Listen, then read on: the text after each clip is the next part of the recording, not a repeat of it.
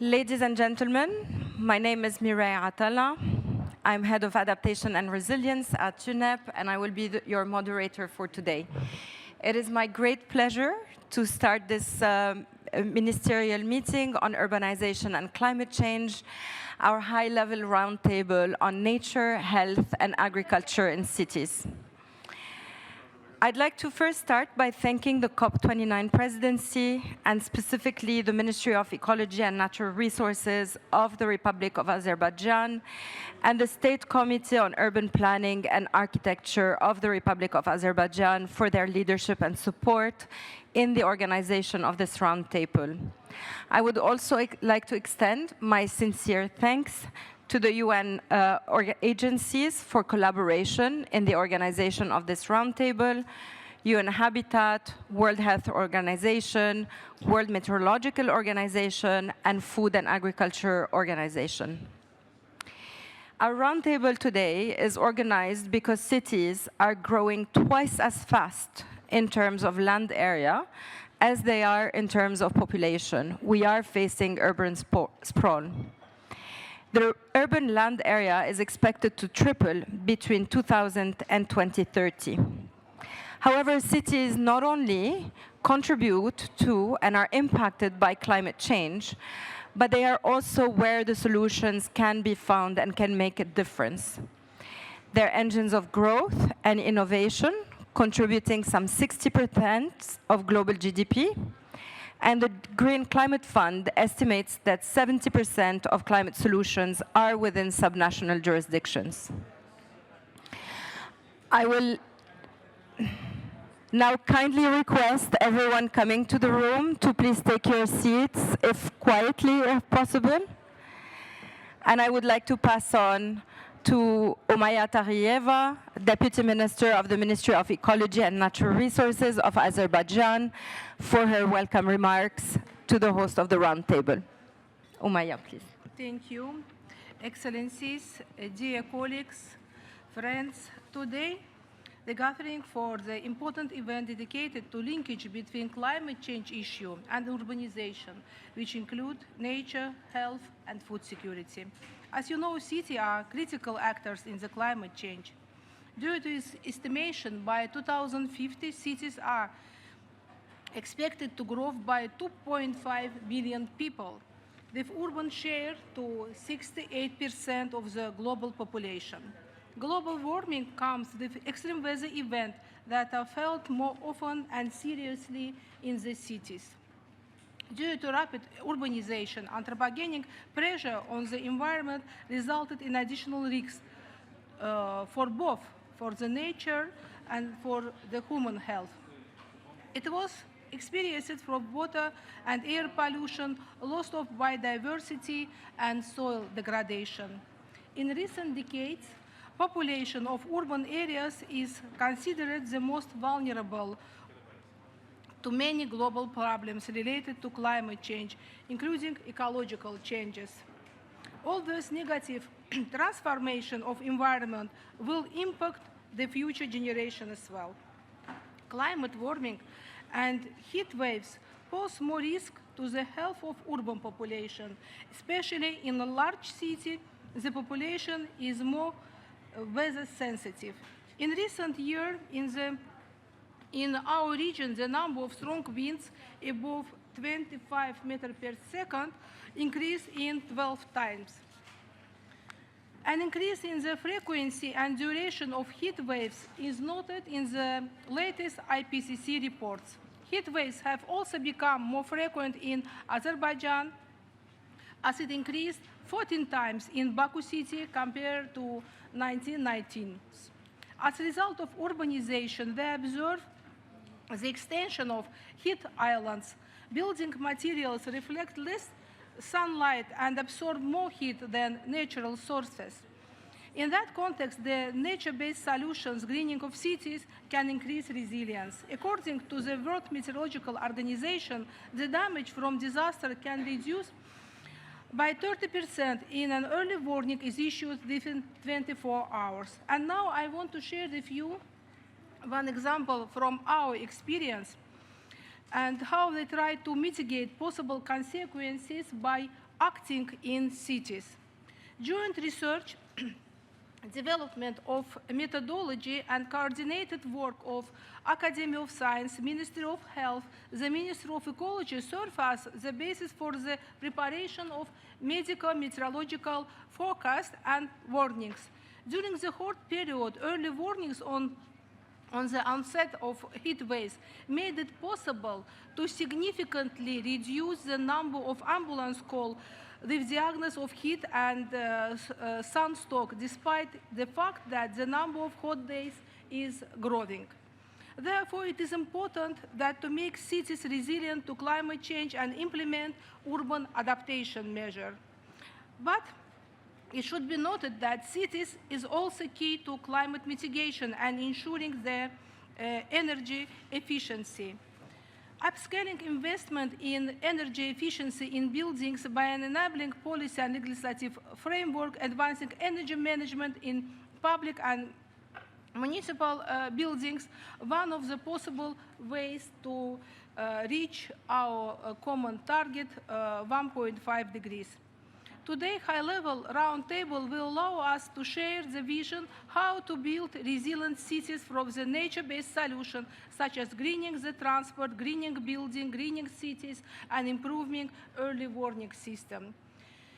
It is noted coincidence that IPCC, the 7th assessment cycle, would include a special report on climate change and cities, assess the past, current and future global and city-specific climate trends and risks.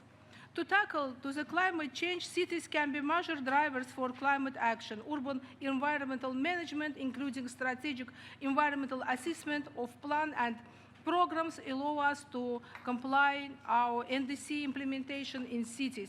I believe that today roundtable is a good opportunity in bringing cities from the perspective of nature, health, and agriculture to the climate action from cooperation and knowledge sharing. Thank you. Thank you very much, Excellency Deputy Minister Umaira Tarieva. Now that the House is in order, I am your moderator for today, and you will excuse me, but I will have to enforce the 3-minute deadline that have been communicated to the speakers in order to make sure that we do not go beyond the time that is allocated. I would like now to invite the high-level keynotes that we have for today, and would like to start with His Excellency Shinichi Goto, Deputy Director General, Ministry of Land, Infrastructure, Transport and Tourism, Japan. You have 3 minutes, please. Excellencies, distinguished participants, and dear colleagues, good afternoon. I'm Shinichi Goto from Japan. It's a great honor for me to address here today. First and foremost, I'd like to express my deep appreciation to Azerbaijan government, UN Habitat, and all organizers for their efforts in hosting today's ministerial meeting, and also UNEP, the moderator of this roundtable.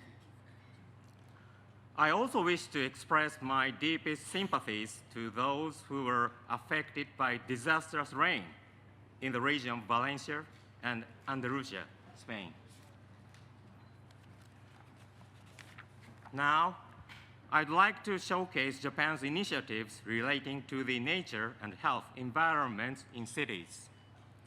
Japan established a new certification system nicknamed Tsunagu, which means networking in Japanese. This system aims to attract investment in high-quality green space in cities. Under this system, the minister evaluates and certificates green space securing private sector initiatives. Tsunagu started in earnest this month. We encourage private companies, such as developers, to tackle climate change in cities. To further strengthen green space initiatives, Japan aims to promote global momentum by connecting Tsunagu with international standards such as TNFD. We welcome collaborations with countries worldwide. In addition, Japan will host Green Expo 2027, an international horticultural expo aimed at addressing global challenges and as climate change and the loss of biodiversity.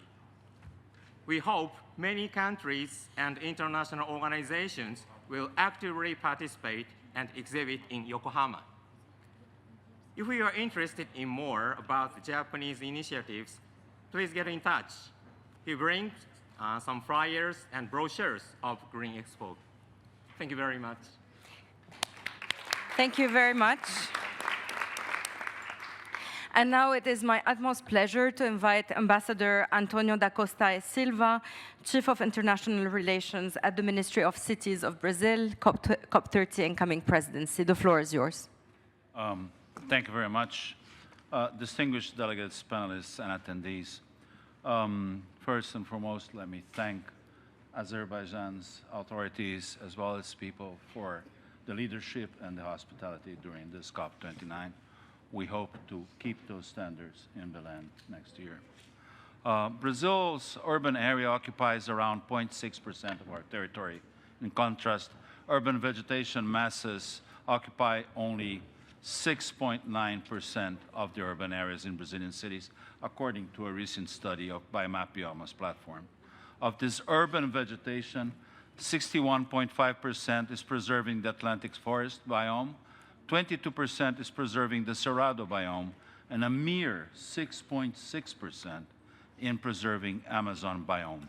This means that beyond the lack of vegetation in urban areas, landscaping in cities has not preserved native biomes throughout history.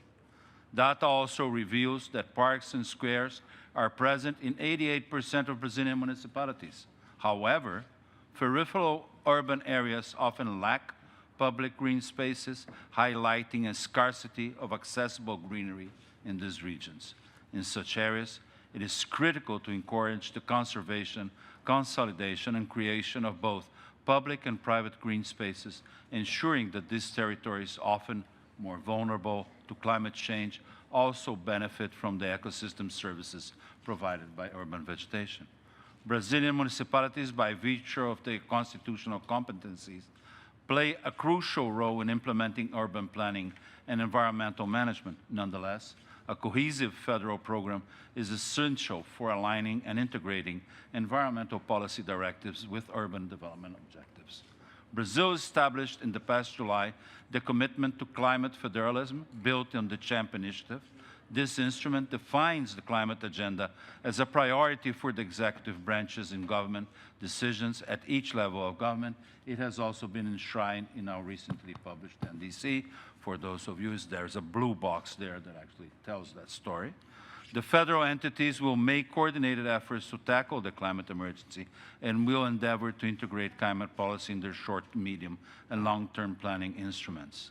Moreover, Brazil's federal finance program towards development, relaunched in 2023, has focused on prioritizing investment for sustainable and resilient cities, with over 600 billion reais, for housing, for urban mobility and fleet renewal, slum urbanization, solid waste management, disaster prevention, and sanitary system, all of this with nature-based solutions well in line and in its conception.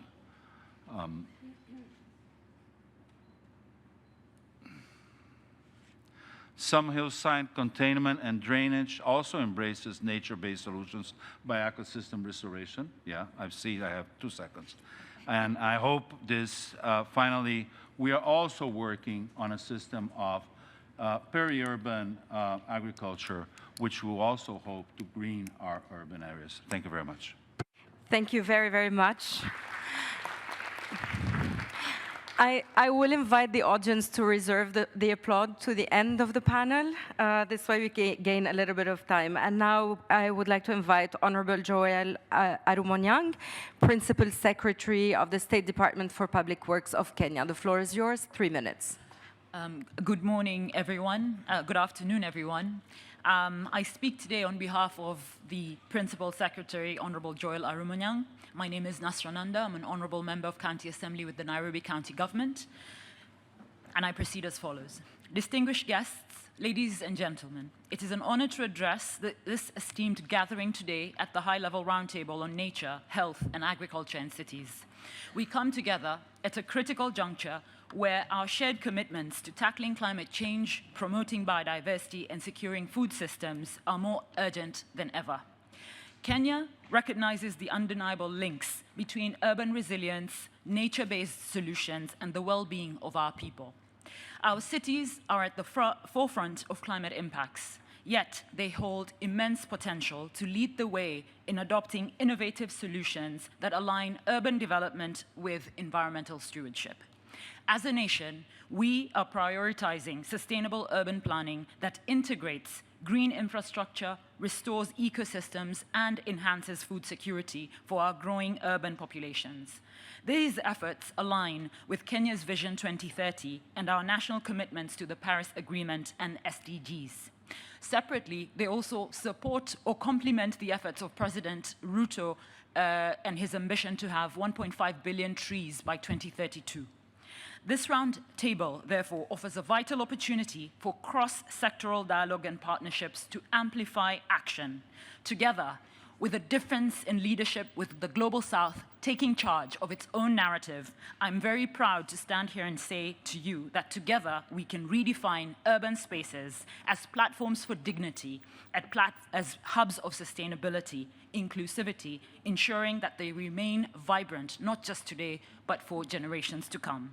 I look forward to the insights and innovative pathways that will emerge from our discussions today, and I thank you in advance for our collective resolve to creating sustainable cities and thriving communities. Thank you. Excellent. Thank you very, very much. And I would like now to turn to Juan Manuel Moreno Bonilla, President of Andalusia in Spain. His intervention will be in Spanish and accompanied by his interpreter. The floor is yours. Okay, thank you. Bueno, quiero empezar dando las gracias al señor Chanite Goto por sus palabras de solidaridad hacia Andalucía y hacia nuestra tierra por la Dana y al resto de miembros que a lo largo de estos días nos lo han trasladado. Bueno, el cambio climático y la degradación del medio ambiente, como todos ustedes saben, no conocen fronteras y son amenazas para la propia salud humana. En este marco, las regiones y ciudades son completamente clave. Mi región, Andalucía, es una región vulnerable al cambio climático y nos hemos preparado para hacerle frente con nuestras entidades locales. De hecho, hemos sido la primera comunidad autónoma en nuestro país, en España, en elaborar un plan de acción por el clima. Hello, good afternoon. First of all, let me thank Mr. Goto for his sympathy for the Dana in Spain and the rest of members in the COP that have expressed the same sympathy all along the COP. Climate change and environmental degradation know no borders and pose threats to human health. In this context, regions and cities are key. My region, Andalusia, is vulnerable to climate change, and we have worked to face it with our local entities. In fact, we were the first region in our country, in Spain, to develop a climate action plan. Nuestra revolución verde va más allá de una puesta en marcha de políticas del cambio climático que son habituales, sino apostamos por una mitigación y además por una gestión forestal que tiene que ser sostenible, por la transición hacia una economía circular y también por algo que parece fundamental para la salud de los ciudadanos, como es la mejora de la calidad del aire. Abordamos la falta del agua con soluciones que tienen que ser innovadoras y hay algo que recordar, el agua también se soluciona desde el consenso y desde el diálogo. Y lo más importante, todo este esfuerzo del Gobierno andaluz tratamos de que tenga su réplica en el ámbito local. No sirve regular ni tomar decisiones si no involucramos a los municipios, que son protagonistas también en este cambio. So our Green Revolution goes beyond the implementation of climate change policies. We are committed to mitigation and to sustainable forest management, the transition to a circular economy, and improving air quality. We address the water scarcity issues with innovative consensus-based solutions. Most important, all of these efforts by the Andalusian government are focused on being replicated at the local level, because regulating is not enough if we don't involve our nearly 800 municipalities in our green revolution. Para ello hemos puesto en marcha la estrategia de apoyo a las entidades locales para dotarlas de una planificación climática a nivel local. Hemos redactado los planes municipales de cambio climático a los municipios andaluces de menos 50.000 habitantes para que todos tengan sus planes y, por tanto, los pueblos y ciudades de nuestra tierra, Andalucía, tienen sus planes para ser sostenibles y, al mismo tiempo, ser resilientes. To this end, we have launched a strategy to support local governments by providing them with climate planning at the local level. We have worked on drafting climate change action plans for Andalusian municipalities with less than 50,000 inhabitants, because the concentration of population in Andalusian towns and cities requires sustainable and resilient urban development. Es clave aplicar soluciones que tienen que estar basadas en la naturaleza, como combatir islas de calor, mejorar el transporte colectivo y reducir las emisiones. La gestión de los residuos urbanos debe incorporar también principios de economía circular y con esa idea hemos movilizado 140 millones de euros destinados a nuestros entornos urbanos, invirtiendo en sistemas que tienen que ser recogidas separadas y en plantas de tratamiento en materia orgánica procedente también de residuos domésticos. It is key to apply nature-based solutions such as combating heat islands, improving public transport and reducing emissions. Urban waste management must incorporate circular economy principles. With this in mind, we have mobilized 100 million for our urban environment, investing in separate waste collection systems and organic waste treatment plants from domestic waste. El compromiso de Andalucía con la protección de la salud en la lucha por el cambio climático se ha reflejado a nivel europeo con la elaboración en el Comité Europeo de las Regiones de 2 dictámenes, la Ley Europea del Clima y el Pacto Verde Europeo de la Salud. Desde la región europea queremos que se llegue a un consenso sólido para implementar lo acordado precisamente en Dubái en materia de mitigación y alcanzar un objetivo global de financiación climática que permita el acceso directo a estos gobiernos. Andalusia's commitment to protecting health in the fight against climate change has been reflected at the European level with the preparation of 2 opinions on this matter in the European Committee of the Regions, European Climate Law and the European Green Deal on Health. From European regions, we want to reach a solid consensus to implement that was what agreed in Dubai on mitigation and to achieve a global climate finance goal that allows direct access to these governments. Thank you so much. Muchas gracias, señor presidente. And now we will transition to the opening remarks from the UN agencies that partnered for this roundtable, and I would like to request that they focus on the intersection of nature, health, and resilience, and the efforts that are being deployed in that sense. First and foremost, I would like to invite Co Barrett, Deputy Secretary General of WMO. Thank you, Excellencies and colleagues. I'm honored to speak on behalf of the World Meteorological Organization, the UN specialized agency dealing with weather, climate, and water issues. It's clear that climate change is reshaping the way we think about urban sustainability, health, and resilience in cities. By 2050, about 70% of people will live in urban areas. The world will not only be more crowded, it will also be hotter and exposed to more extreme weather conditions. Of this, we are certain. And we need to prepare for that future now. Urban populations are the source of a large part of our greenhouse gas emissions, but they are also vulnerable to the resulting impacts from extreme heat and air pollution, as well as heavy rainfall and flash floods, just to name a few examples. It's a vicious cycle, and we need to break it. The World Meteorological Organization is committed to ensuring that climate and weather data are accessible, reliable, and actionable for decision makers at all levels and for all purposes. This includes food production, infrastructure construction, water management, and of course, health protection. Local governments who are armed with climate forecasts and impact models can make more informed choices that safeguard communities and minimize weather-related impacts. Accurate weather and climate information from national meteorological and hydrological services can support urban health and food systems by 1, enabling early warnings which lead to life-saving early action. 2, supporting risk assessments of heat, drought, air quality, and coastal risks to cities.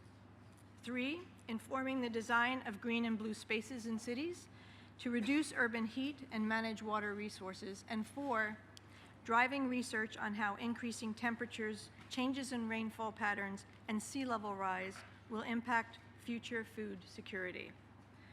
By harnessing the power of climate and weather data, we can drive policies and nature-based solutions that make cities safer and healthier, and the WMO is committed to turn science into action for a more sustainable future. Thank you. Thank you very much, Ko, and thank you for keeping the time.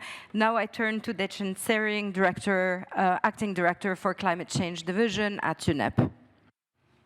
Thank you very much, Mireille. Excellencies, distinguished delegates, ladies and gentlemen, a very good afternoon.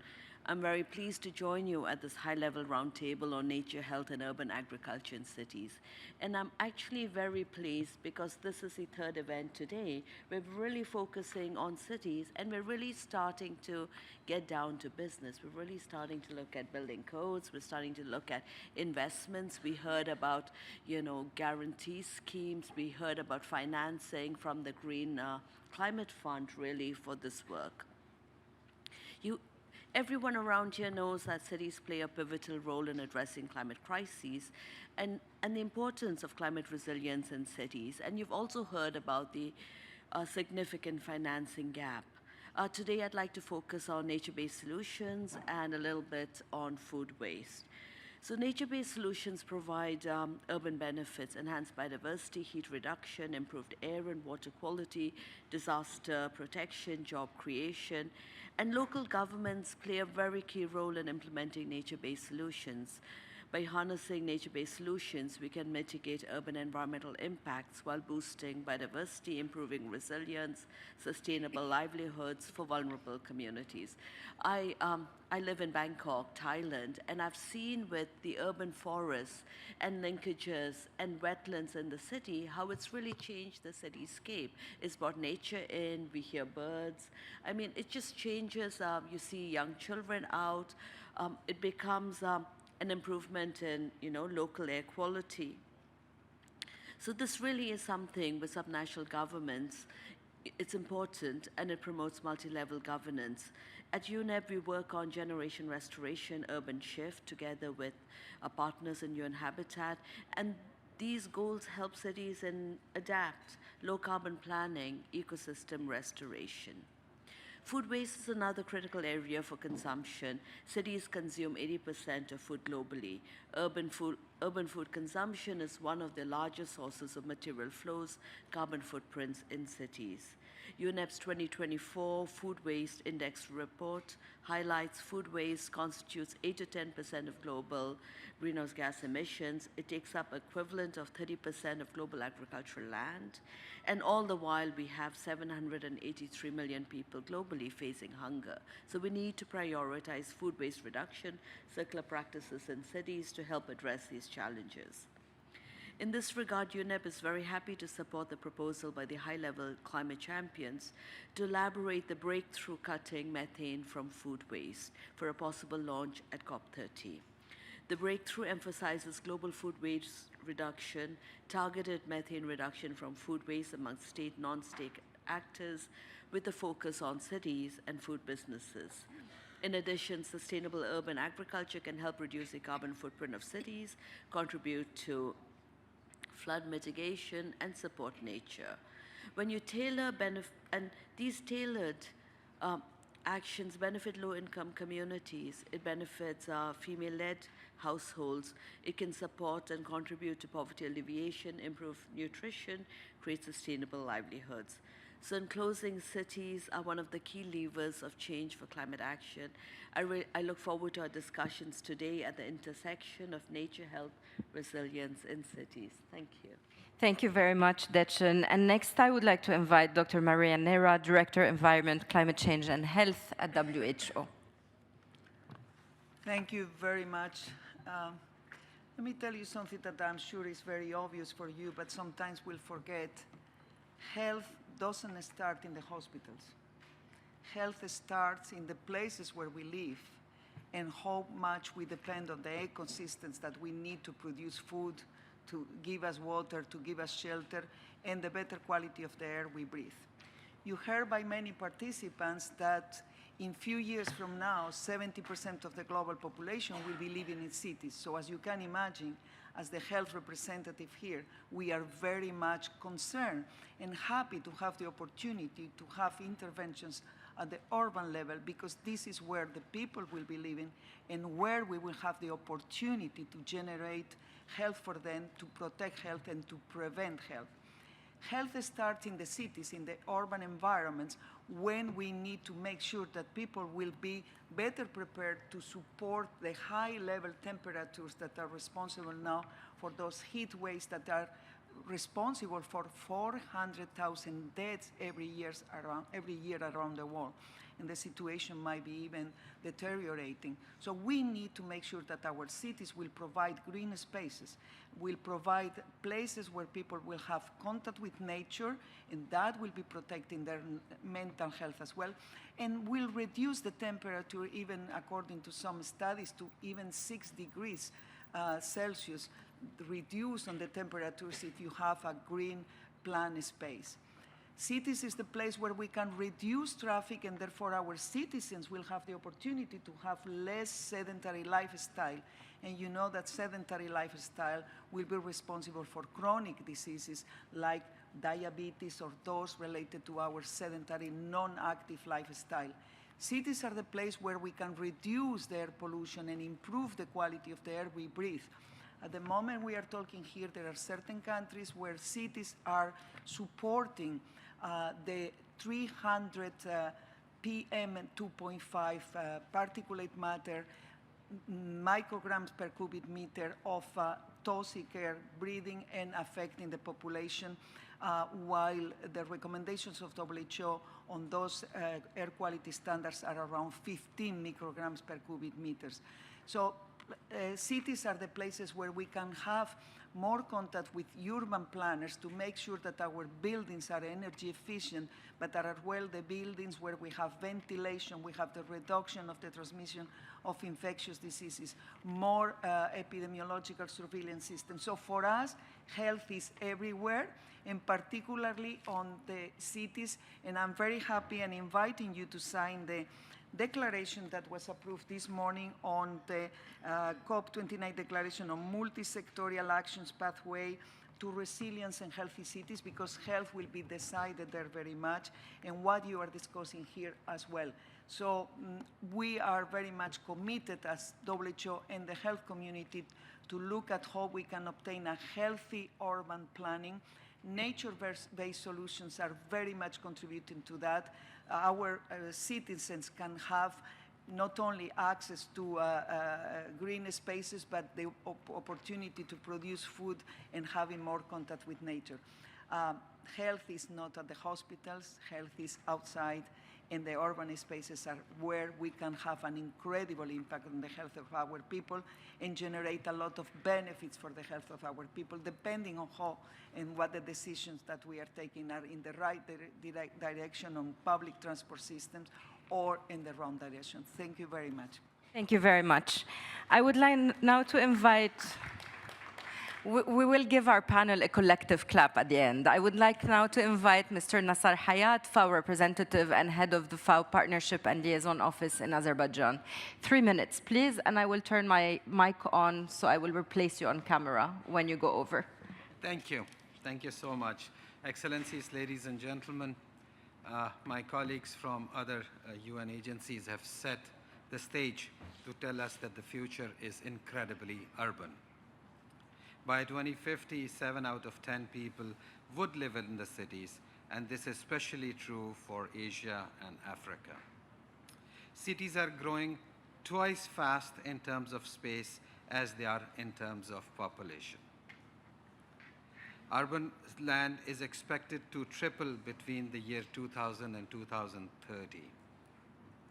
So cities are responsible for 70% of carbon dioxide emissions, 75% of resource use, as well as over 50% of global waste. And they consume more than 70% of all food produced. But cities are not just about consumption. they can also be productive. Urban and peri-urban agriculture is a tool we can use to make significant climate change and gains. UPA, urban and peri-urban agriculture, is a key nature-based solution. But by integrating food production into city spaces, urban agriculture reduces food transportation, lowers emissions, and builds local food resilience. Urban agriculture cools urban heat islands and provides more nutritious diets for city dwellers. Another key solution is the urban and peri-urban forestry. Trees filter pollution, improve air quality, reduce heat, and provide fresh produce. Green spaces also boost mental and physical health by offering space for relaxation and exercise. As climate change threatens cities, of all these benefits become more vital. Cities must have coordinated policies to integrate urban agriculture and forestry into their planning. Effective and scalable projects depend on multi-level governance and strong partnerships across national and local governments. FAO advocates for and supports this collaboration with practical advice on finance, design, and implementation. FAO urges all stakeholders to grasp the opportunities of urban agriculture and forestry as powerful tools for climate adaptation, food security, human health, and job creation. This high-level roundtable is an important platform to exchange best practices and explore financing mechanisms that will enable cities worldwide to achieve these goals. So together, let us support cities as model of adaptation and food security, ensuring that nature, health, and resilience are integrated for a sustainable urban future. Thank you. Thank you very much. A collective clap for our panel.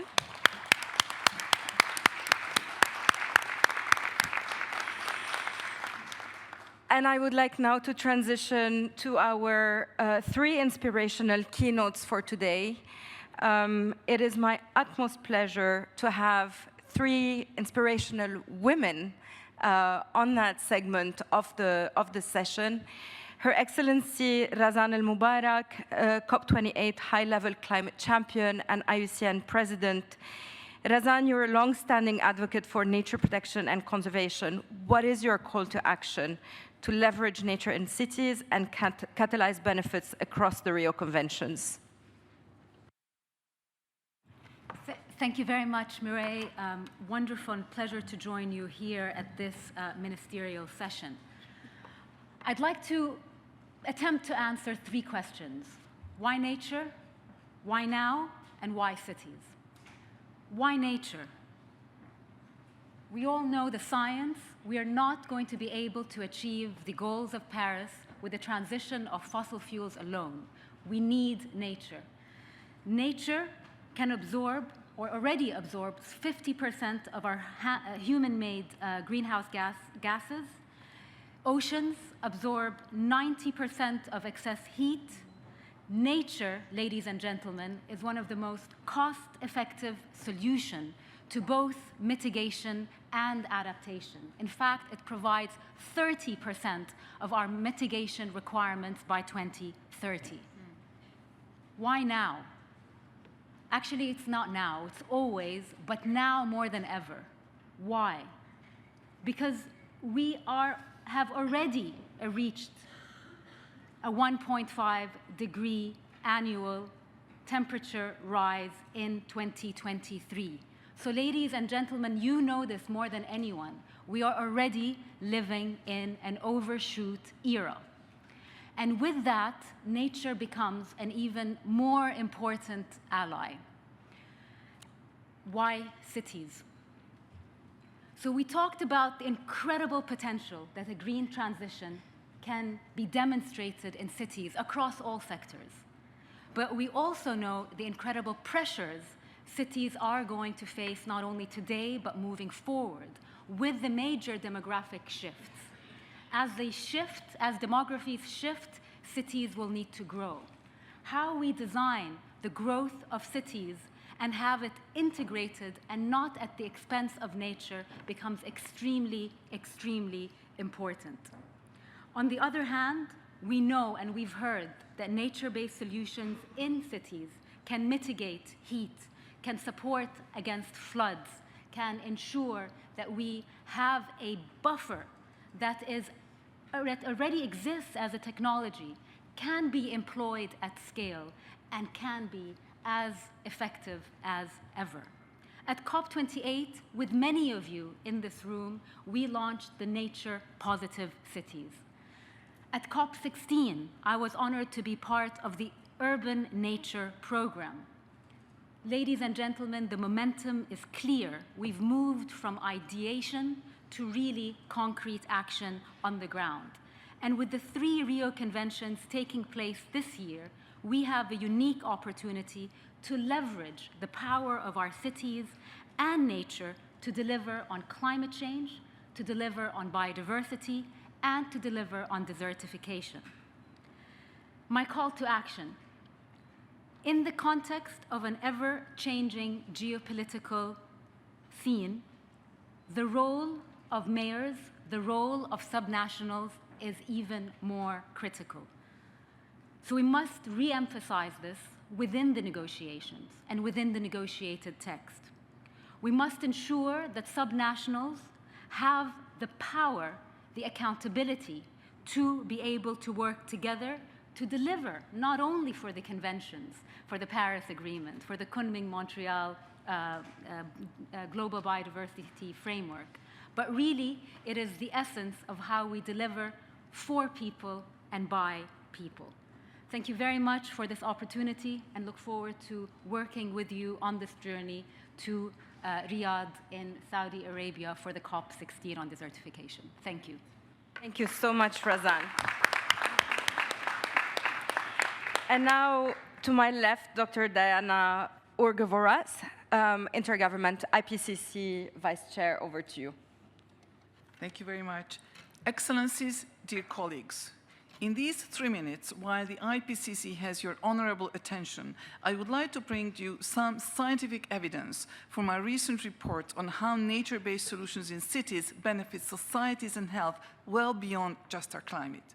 Integrating nature into the fabric of our cities improves air quality, mental and physical health, well-being, equity, reduces heat stress and cooling energy use, lowers flood risk, improves biodiversity and food security, livelihoods, economic resilience, increasing property values, and further provide other community benefits. Let me bring a few facts on some of these. Globally, urban trees already source 7.4 billion tons of carbon and sequester over 200 million tons of further carbon annually. Urban agriculture, including fruit and nut trees, rooftop gardens, vertical farming, contribute to enhancing food security and fostering healthier diets. Exposure to green spaces reduces stress, anxiety, and depression by up to 20%, while also encouraging physical activity that combats chronic diseases, reduces obesity rates, and improves cardiovascular health. These benefits ripple outward, fostering social inclusion, a pillar of community resilience in the face of climate stressors, also reducing loneliness and isolation. Together, these improve life expectancy. However, perhaps the most important gains are through their potential to moderate the heat impacts of climate change. By 2100, up to 1.2 billion people could be exposed to life-threatening heat and humidity conditions. Urban populations will bear the brunt of this, with cities in mid-latitudes experiencing heat stress levels twice as high as their rural counterparts. At the same time, modeling warns that even in the most optimistic economic scenarios, the large majority of these urban dwellers will not only not have access to air conditioning, but not even access to a refrigerator. Yes, by 2050, nearly 1.5 billion people in South Asia and over 1 billion in sub-Saharan Africa may lack adequate protection against extreme heat. Urban heat islands exacerbate this problem. But here lies the opportunity, reducing them through nature-based solutions, mostly by urban trees, can not only cool through evapotranspiration, but also provide shading from direct solar exposure, also prevent heat uptake by urban infrastructure and overheating of buildings, and could in the short term cool urban centers more than warming impact of climate change. These measures make our cities more just. And the UN expert group shows, because this is a COP on finance, that every dollar spent on urban greening yields $4 in returns. Ladies and gentlemen, this is just one of the reasons why the IPCC upcoming special report on cities and climate change, to be published in 2027, will be so critical to all your efforts. We very much look forward to working with all of you towards this report, and afterwards to help to make our findings as accessible as possible, to inform as much of your hard work as possible, as well as the UNFCCC's processes. Thank you for your attention. Thank you so very much. And now it's a fantastic segue to Dr. Eleni Mirivili, Lenio for the familiars, who's the Global Chief Heat Officer at UN Habitat. Lenio, over to you. Thanks, Mireille. Excellencies, colleagues, I want to start by explaining a little bit what it means that we've reached 1.5 degrees, as Razan said, the last couple of years. What it means for cities is that right now, 67 cities around the world are actually experiencing 35 degrees or more for more than 150 days. Wrap your minds around this. This means almost half the year, people are experiencing temperatures that our bodies are not made for and our cities are not made for. If we actually go to the 3 degrees, which are projected if we keep going the way we're going, by the end of the century, these cities are going to be 197, and half of them are going to be in India. So I come from local government, and when I hear these types of things, I immediately think of the people that bear the hardest impact of extreme heat, which are the poorest, always the ones with the lowest paying jobs, are most vulnerable, women, children, elderly, people with pre-existing conditions, and how to protect them. I also think of our critical systems, which are all extremely impacted by extreme heat, which are water systems, our health systems, all of them basically, the energy systems, communication, transportation, our economies in general, basically, and of course food security, since this is part of what we're discussing here. And I want to bring one little example that in 2024, under a very long period of extreme heat, Pakistan crop yields were slashed for sesame, it dropped 75 to 80%, and for rice, 65 to 90% from the year before. I want you to, again, to try to imagine what are the consequences of this kind of drop in yield and how it affects the cities that are around us. that are around. So what can we do? I wanted to stress again that heat is the mother load. It feeds all other extreme weather events. And what we are doing is we have to kind of raise awareness and prepare for them, but basically we need to redesign our cities, radically change the way we design them, and we have to stop designing cities for cars and start designing cities for people. We're increasingly designing cities for cars, and we have to really change our direction radically. And I want to give some examples because I think that this is the best thing, some examples that we can actually all get inspired from and understand what we have to kind of scale up. So we all know that Medellin, most of us know that Medellin created 36 corridors that lowered temperatures on average 2 degrees, that Seoul was one of the first cities to daylight a river, which actually lowered temperatures close to 6 degrees Celsius. Seville and Athens are rediscovering old ways of bringing water into the city and cool the city, the Canat system and old aqueducts, and surrounding them with green areas. Amsterdam is using 10,000 square meters of their public housing roofs to create blue-green cool roofs that actually keep water but also make the most cooling type of planting. Chennai, women in Chennai in large scale are creating small edible gardens which both cool their houses but also give food to their children and some extra money for them. Freetown is using carbon credits to actually pay people to plant trees, more than 2 million trees, to plant them and maintain them and take care of them. Finally, the EU is starting to finance agroforestry in the right way, and the private sector is starting to understand how to finance in the right way forests that are real forests, not plantations, and how to actually make them profitable. And I want to finish by saying that nature-based solutions are our best shield for extreme weather events, as my predecessors all talked about. We really need to design and finance and implement them at scale to protect the most vulnerable, but also to be able to hit our mitigation and adaptation goals and continue living in this planet. Thank you. Lenio, thank you very much. It's very difficult to interrupt such inspirational speakers, so please a big round of applause for our three wonderful ladies.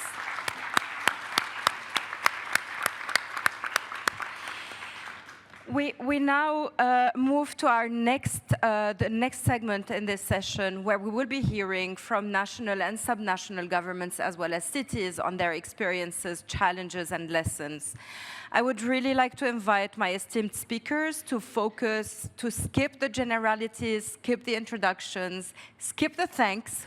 We all know you're thankful, but please focus on those lessons, these experiences that are meaningful for this exchange.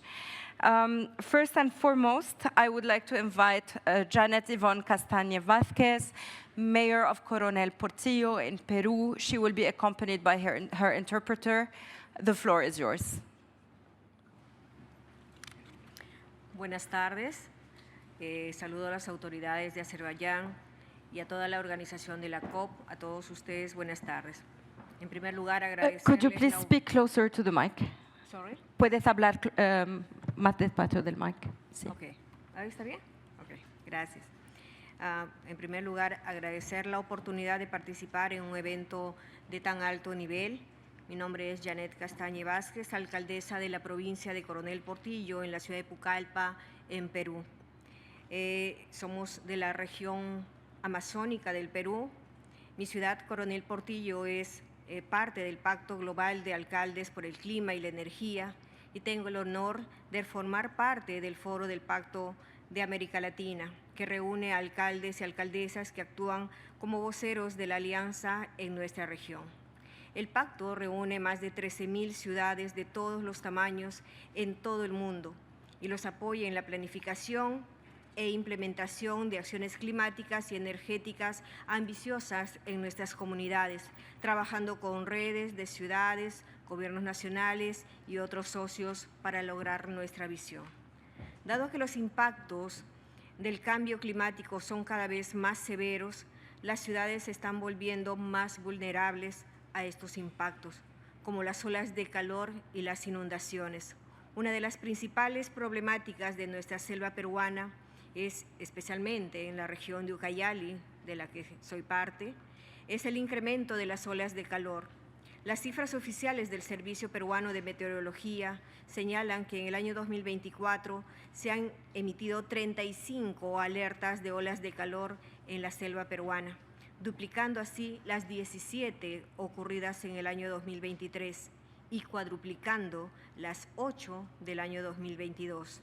La sensación térmica en la Amazonía peruana ha llegado a 43 grados centígrados, lo que ha generado que el presente año hayan incendios forestales como nunca antes los hubo, los cuales afectan la biodiversidad de nuestra Amazonía, los medios de vida de la agricultura y la ganadería, y en las comunidades nativas y ribereñas. La falta de agua también, el déficit climático ha generado falta de alimentación, acceso a la salud y también a la educación. el aumento de las temperaturas, el déficit hídrico, también el descenso del río Ucayali, que es el principal afluente del río Amazonas, ha traído como consecuencias que los agricultores y moradores de las comunidades nativas y ribereñas no puedan trasladar sus cosechas, sus productos a la ciudad, y también teniendo un alto nivel de déficit hídrico con falta de alimentos. Para ello, desde mi municipio hemos realizado distintas acciones juntamente con las comunidades, y estas acciones son basadas en la naturaleza. Programas de recuperación de espacios públicos con reforestación de zonas cercanas a cauces naturales y arborización en el casco urbano de la ciudad de Pucallpa. Programas de uso responsable del agua y la refacción de tanques elevados y control de calidad del agua a través del área técnica municipal. Para el año 2025 se tiene programada la acreditación de voluntarios en emergencia y rehabilitación de brigadas de desastres en riesgos de desastre, lo cual ayudará a fortalecer la sensibilización en la población, así como mejorar el tiempo de respuesta ante la ocurrencia de emergencias. El desafío es grande, sin embargo, somos optimistas en el compromiso y responsabilidad y con el apoyo de nuestra comunidad.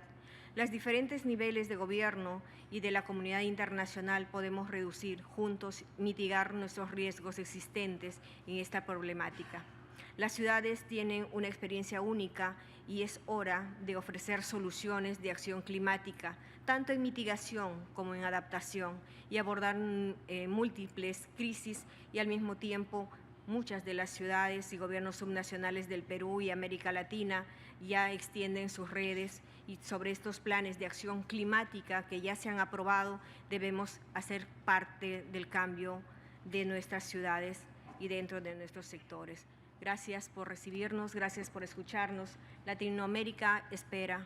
Nuestra selva amazónica necesita ser fortalecida. Nuestra selva amazónica está pidiendo urgente ayuda. Muchas gracias. Muchas gracias. And now the translator, please. In the interest of time, I think I'll just do a short summary. Hopefully most of you could understand that. Good afternoon. My name is Janet Castaña, Mayor of the municipality of Coronel Portillo in the Amazon region of Peru. The city is the part of the Global Covenant of Mayors for Climate and Energy, representing over 13 cities of all sizes around the world. As the impacts of climate change become more severe, cities are becoming more vulnerable to those impacts. And we heard today, one of the main problems in the Peruvian Amazon, especially in the Ucayali region, is the increase in heat waves. And official figures from the Peruvian Meteorological Service indicate that in 2024, 35 heat wave alerts have been issued in this area, quadrupling the number that had been registered in previous years. Rising temperatures, droughts, and water shortages are also causing the level of the river in the main tributary to the Amazon River to drop, which means that farmers and residents of native and riverside communities are unable to transport crops and products, and access to health care and education is limited. And just quickly, in terms of some of the response to the crisis, my municipality, we have implemented numerous actions based on nature and communities, among which she would like to highlight. Programs for the recovery of public spaces with reforestation of areas near natural waterways, programs responsible for the use of water, repair of elevated tanks, and water quality control through the municipality. And by 2025, we are planning to launch a program allowing accreditation of emergency and rehabilitation volunteers, which will help strengthen awareness among vulnerable populations, as well as improve response times to the event of disaster emergencies. We know that cities have a unique experience in delivering climate action solution, and we'd like to thank you as the form of government closest to the residents and laboratories of innovation in the sectors. Cities can also inspire others to accelerate a just and inclusive transition. Thank you very much. Muchas gracias. Thank you very much. I would like now to turn to Ahmed Aras, Mayor of Muğla in Turkey, for your intervention, please. Thank you. Excellencies, local and regional leaders, distinguished participants, ladies and gentlemen, as the Mayor of the Muğla Metropolitan Municipality, I extend my warmest greeting to you. I elected as Mayor of Muğla last March, end of last March, and I was the Mayor of Bodrum before. It's my second term. And Muğla is very important about tourism because we are one of the most important tourism destinations around Mediterranean, like Barcelona, like Nice, like Athens. And municipalities and local governments is very important and play a crucial role in combating climate change and building resilient and healthy cities, according to me. As I told you, Muğla is a tourism and also agricultural city. Agricultural production is very important for us because local people still can gain their money from agriculture. And also agriculture supports tourism, as you know, because tourism is a big potential about consumption, and agriculture supports tourism. And also tourism support agriculture and also public health, because it's all things, everything is complicated, coordinated each other, and also nature. And nature is very important for tourism affairs also, because and tourism, agriculture and, nature and culture is very important about tourism, because people want to see different culture, different nature, because this is tourism, for example, and we have to protect nature first. In Muğla, we have 1,500 kilometers coastline here, and 1 million people lives in Muğla residency. But in summertime, our population increases 7 million, for example. And this also causes some problems about mass consumption and about traffic and about also wastewater management, water management, and garbage or waste management like that. We have many problems about infrastructure because our population is not, the same in every period of the year. And these are problems, but we are doing something about it. For example, to prevent climate change effects, we always invest green energy because we have a marvelous sun over there, and we always invest about solar panels and solar plants in our region. And now in 7 months, I elected 7 months ago, in 7 months we invest 5 megawatts solar panels, solar plant, for example. And also we support agriculture with cooperatives, with farmers cooperatives. We support them. And also we support fishermen because after climate change effects, some wild species came from Red Sea to Mediterranean. Yes, it's very important. Important for us because they destroy all fish diversity in Mediterranean region. It's okay. I will finish. And then, for example, now we support lionfish avcılığını, lionfish catching, and we want to finish, for example, white species, white fisheries, also movements. Okay. Thank you very much for this speech. Okay. Thank you very much. I'm very cognizant of time, and we still have 11 speakers until 2:30. So my job is hard, and my sincere apologies for being a little bit strict on time. Next, I would like to invite Clifford Galea Vea Maslenikov, President of the region Tramontana in Malta. May we shorten to 2 minutes, please, from now on. Good afternoon, everyone. To the point, I am here on behalf of CEMR and Platforma. We see the need to real multi-level governance, consultation, diplomacy, and accountable mechanisms. Of course, local and regional public investments are placed to respond efficiently and timely to local needs and are key in attaining climate mitigation in real facts.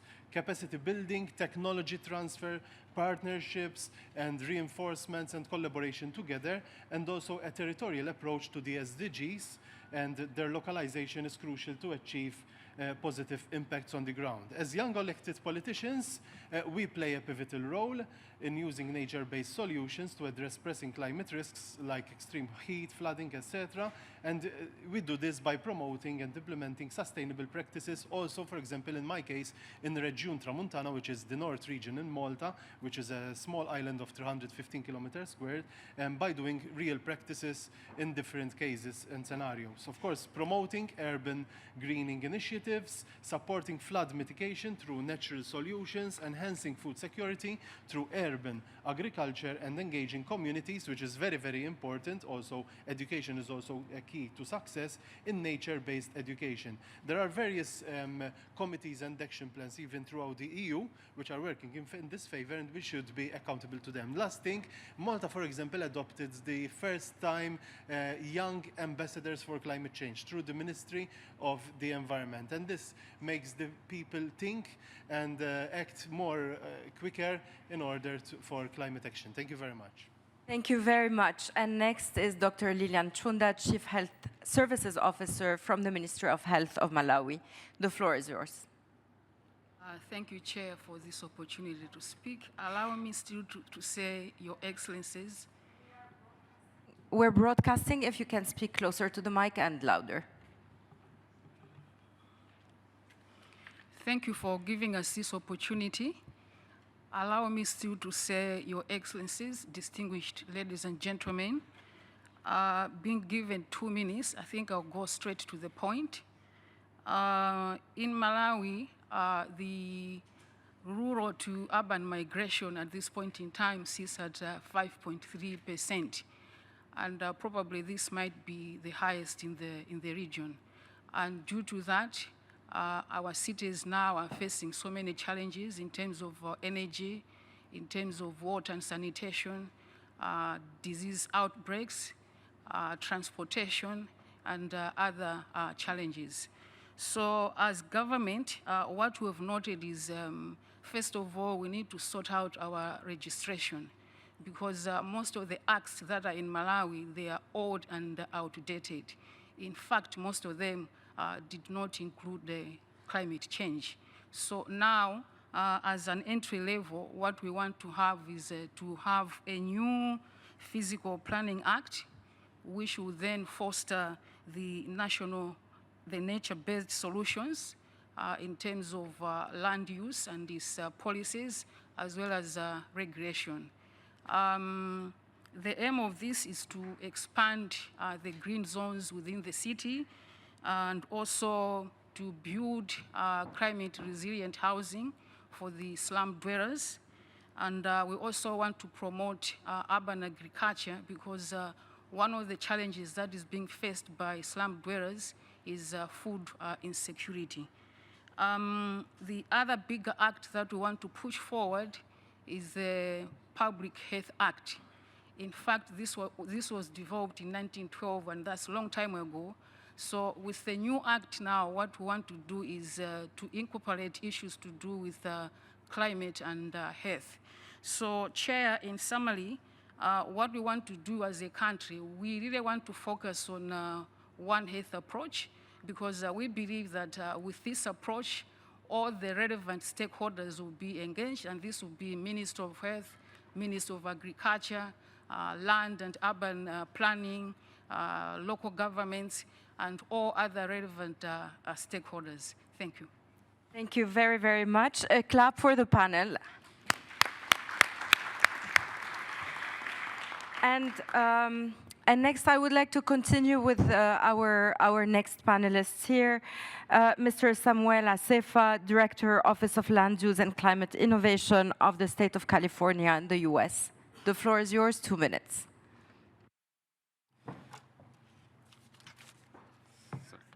So nature-based solutions are at the heart of California's climate agenda. serving both to mitigate climate impacts and to help us adapt to them. California's decades of experience with nature-based solutions have solidified our understanding of nature's critical role in meeting our climate goals. Our commitment to nature-based solutions is strongly reflected in our budget, which includes substantial investments in wildfire risk reduction, reforestation, and coastal adaptation. This funding also supports tribal nature-based solutions programs, which advance our shared climate and biodiversity goals, support workforce training, and uplift traditional knowledge in landscape conservation.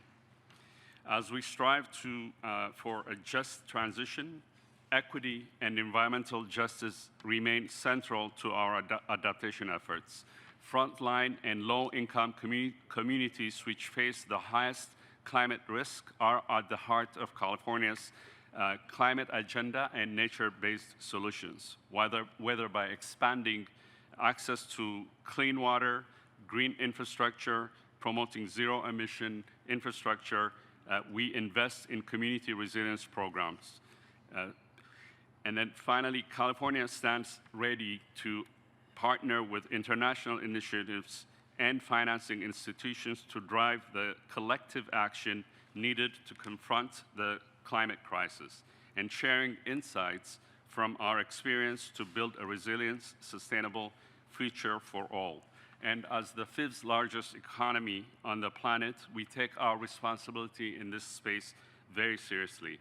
And regardless of political shifts back home, I want to reaffirm Governor Gavin Newsom's commitment to be steadfast in this space, regardless of, again, as I mentioned, political shifts. Thank you. Thank you very much.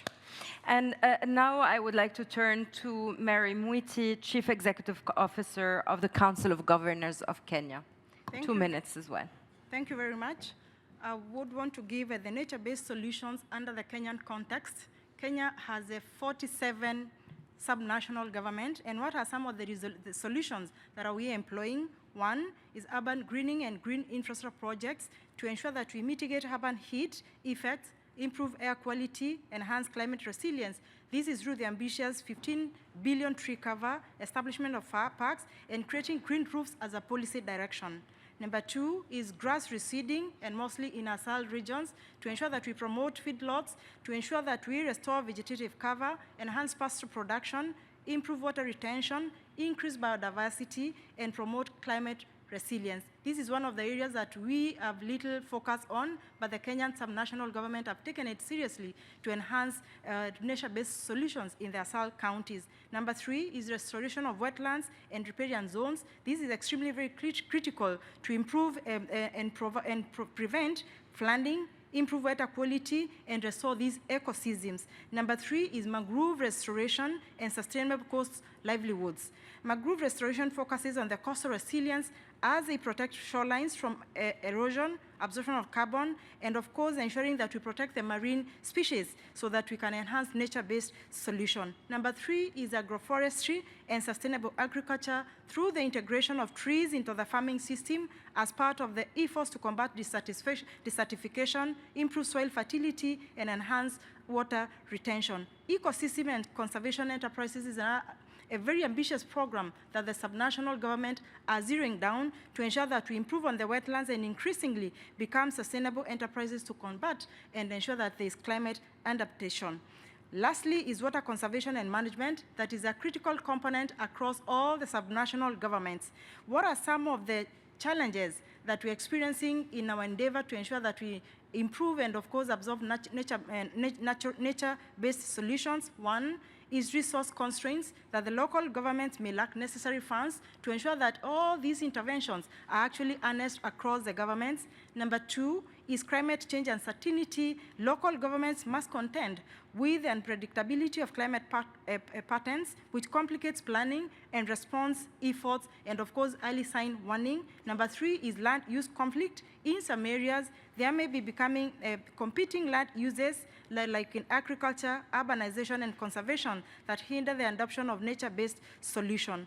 Increasing population is another thing that we need to contend with and ensure that we conserve the nature-based solutions as we anticipate to grapple with the 68% urbanization that is so envisaged. In conclusion, nature-based enterprises in the Kenyan context and the subnational in Kenya are becoming an increasingly important part of urban and rural climate change adaptation strategies. These enterprises promote resilience, create jobs, and promote sustainable alternatives to environmentally harmful practices. The successes of these initiatives depend on the involvement of the local communities, which is very critical under our context, effective policy framework that we're infusing across the 47 counties, and of course, and ensuring that we enact laws that support the interventions that we envisage so that we can together combat and ensure that climate actions are reality in this world moving forward. Thanks, and over to you. Thank you very much. And right next to you is Martin Hess, Chair of the Premier's Climate Change Council, Government of South Australia and Australia. Over to you. Your mic, please.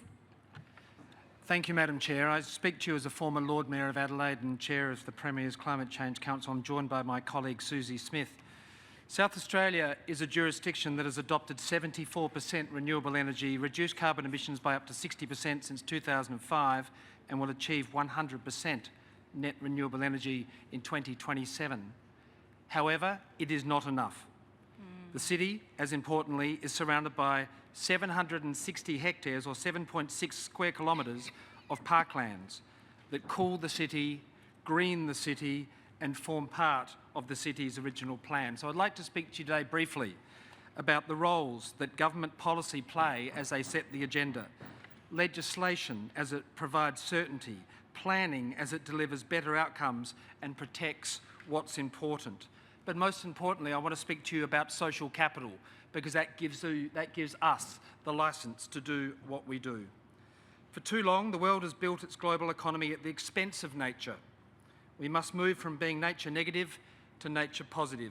I'd like to share some brief examples of what South Australia is doing in our jurisdiction to help yours. Firstly, we're creating a new Biodiversity Act. This Act will take further action in our approach to address the twin crises of climate change and biodiversity loss.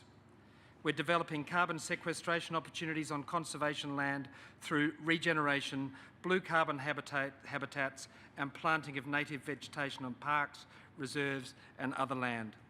We're implementing a blue carbon strategy to help coastal managers and investors to establish projects that store carbon and protect and restore marine and coastal environments. We're supporting First Nations peoples to engage in revegetation activities, carbon farming, and land management practices that support emissions reduction. We're implementing a new urban greening strategy where we're looking to increase the rate of urban tree canopy cover to cool our city. This affects our urban local parks, playgrounds, sports grounds, community gardens, conservation areas, managed forests, streetscapes. We are working with the building industry to lighten the colour of our rooftops in order to reduce the temperature in our homes. We're greening our coastlines, our lakes, our rivers, our natural managed wetlands. We're conserving remnant vegetation in coastal wetland and grassy woodland ecosystems. Adelaide is also the first national park city in the Southern Hemisphere. Our city is part of a global movement that connects people with each other and with nature. And therein lies the importance of social capital. We must inspire, we must educate, we must lead. Thank you, Madam Chair. Thank you so very much. And before we clap on to our last speaker of this panel, I would like to invite Dr. Folainika Danya, Chief Resilience Officer of Lagos, Nigeria. 2 minutes, please. Thank you very much. So Lagos and closer to the mic. Okay.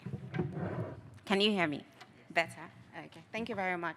So Lagos is the smallest state in Nigeria and the one with the largest population. We are a population of over 26 million people on a small land mass of about 3,557 square kilometers. In Lagos, we're impacted by 3 major climate impact drivers: extreme heat, extreme rainfall, and sea level rise. And to tackle extreme heat, we're beginning to plant trees. We have a target of about 50,000 trees. We're rehabilitating our old parks and building new parks and gardens for recreation, exercise, and just to escape the heat without using active cooling, which increases household energy costs. We're reviewing our building codes to ensure that they maximize nature's benefits. For flooding, we're stepping up implementation of our operative fiscal development plans. We're restoring our wetlands and rehabilitating canals and linking them to green infrastructure. And we're also considering the restoration of hectares of mangroves to help us halt coastal erosion. In 2024, we updated our Lagos State Climate Adaptation and Resilience Plan, which outlines all these projects, 33 of them particularly, that we need to implement to ensure that we are resilient in the next few years. But it will cost us about $9 billion, meaning that we need to raise between $700 to $1.3 billion annually over the next 10 years. This might not sound a lot, but then to us it is a lot because this is almost equal to our annual budgets. So if we are serious about implementing this project, then we need to raise the finance for it, or else you might just have to accommodate us in your various countries. I don't know who has the space to accommodate 26 million people. And so therefore, we're open to partnerships, whether it's finance, technical assistance, project development, among others, to ensure that we're able to fully and sustainably implement these adaptation projects, many of which are nature-based solutions. Thank you. Thank you so very much. A big clap to all the panel, please.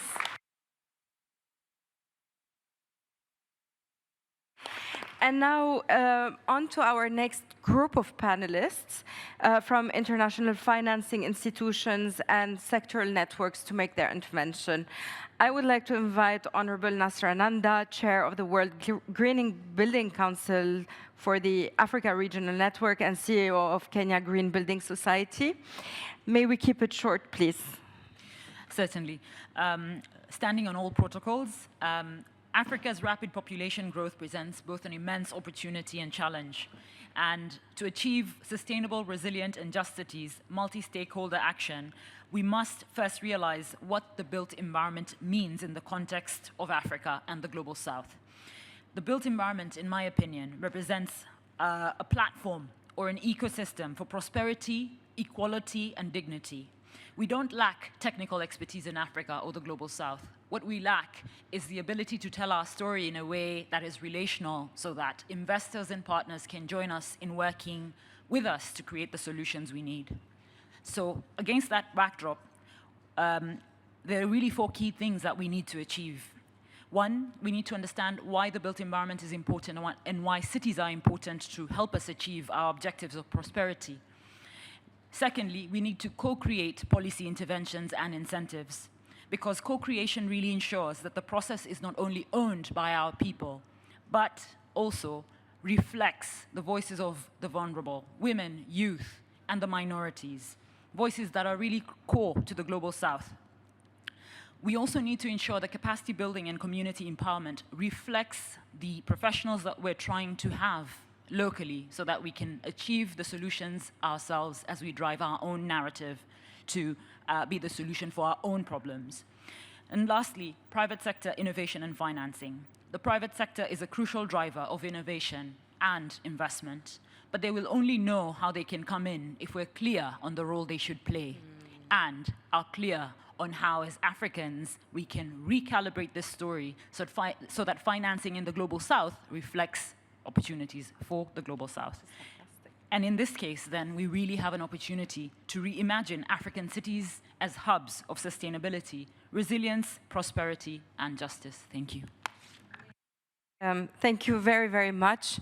So I have a small rabbit in my hat. We have 5 more minutes, so I will not shortchange our youth representative who will be closing this session.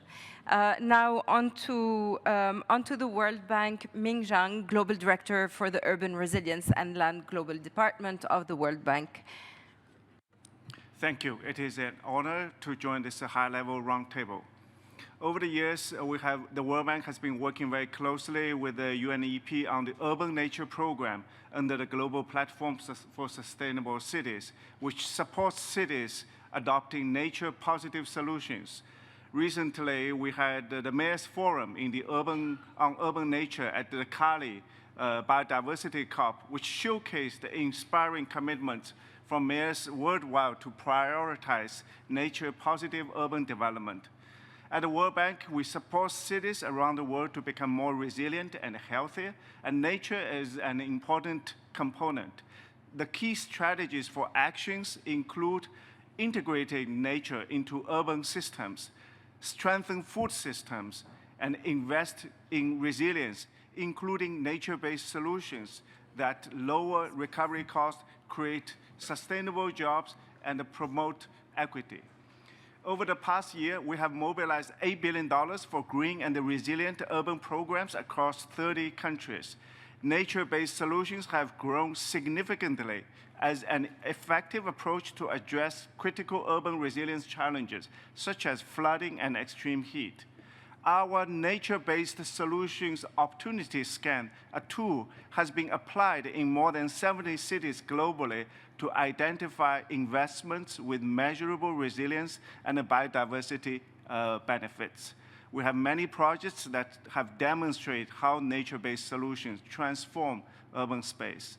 Let me just conclude by emphasizing that cities can prioritize nature-based solutions which strengthen resilience, improve public health, and secure food systems. Thank you very much.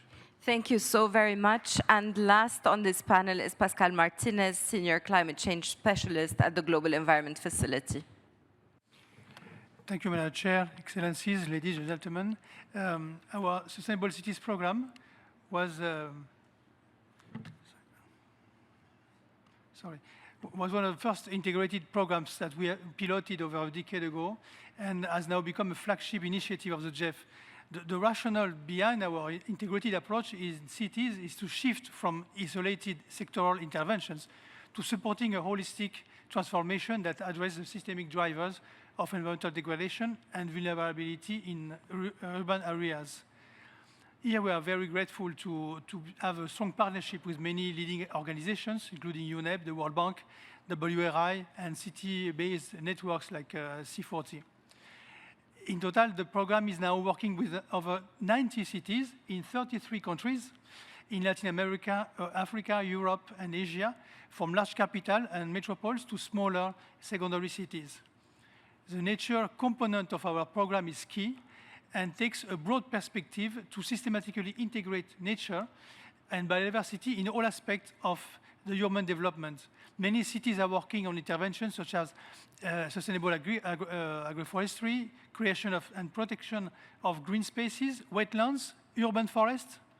Access to finance for nature is a big challenge for many cities. GEF has committed over $480 million grant to our Sustainable Cities program, which has mobilized over $5 billion in co-financing. To conclude, let me say that we have seen that investing in nature is a very effective way to create benefits for the environment, while at the same time promoting healthy cities that are more resilient to external shocks, such as extreme climate events. Through our integrated approach, the GEF remains committed to support cities on multi-sectoral pathways, and we look forward to collaborating with UNEP and other key partners to scale up local action and create sustainable climate, resilient, and healthy cities across the globe. Thank you very much for your attention. Thank you very much, Pascal. We hope more of that money will flow to cities directly. A big clap to this panel, please.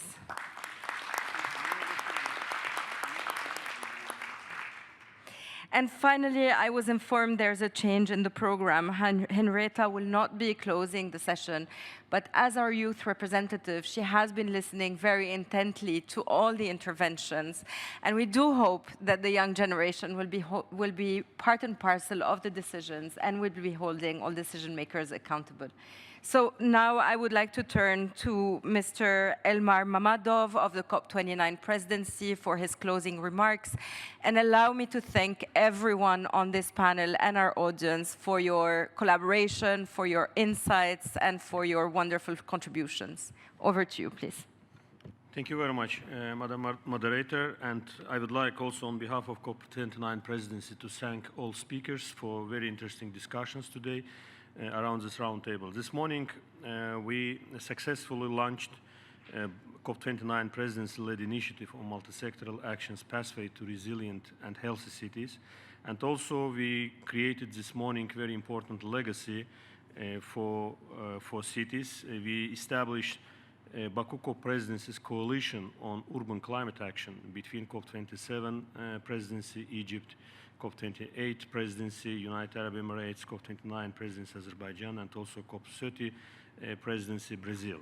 And I believe that by supporting also a MAP initiative, MAP declaration, all stakeholders, cities, countries, other stakeholders, multilateral development banks, multilateral climate funds, civil society, and all other stakeholders will also vote for continuity and complementarity of this topic. MAP initiative declaration, it brings first ever healthy city topic to the climate agenda, also contribute to synergize COP urban processes and also World Urban Forum processes, and at the same time ensure complementarity and continuity between different initiatives. Once again, I would like to thank for very interesting discussions, and I would like also to call for concrete actions as a follow-up of today's discussions. Thank you. Thank you all very, very much. A big clap to the audience, to all the panelists, to everyone in this room, and we hope this fosters collaboration. Thank you.